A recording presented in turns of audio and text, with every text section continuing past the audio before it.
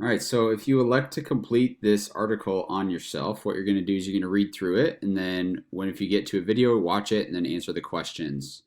So you'll read through this first part and then maybe just think about these discussed questions in your head. Read through that paragraph, watch this video. It's about 7 minutes long. This one's actually has a ton of excellent information in it. Okay, read through this section. Notice that it has these weird things here. I'm not sure why it did that. That's supposed to be an arrow. Okay, it's supposed to be an arrow. Let's see if this gives me an annotation. It does not. Okay. Either way, then answer these questions, get a sense of what you know and what you don't know. So like, let's say you hit that and you hit check answers. Notice it'll tell you that that's a wrong answer. So it'll have green check marks and red X's next to them. Okay, read this section. This is a really interesting thing about how fossil fuels are formed. Watch this video here and then answer that question.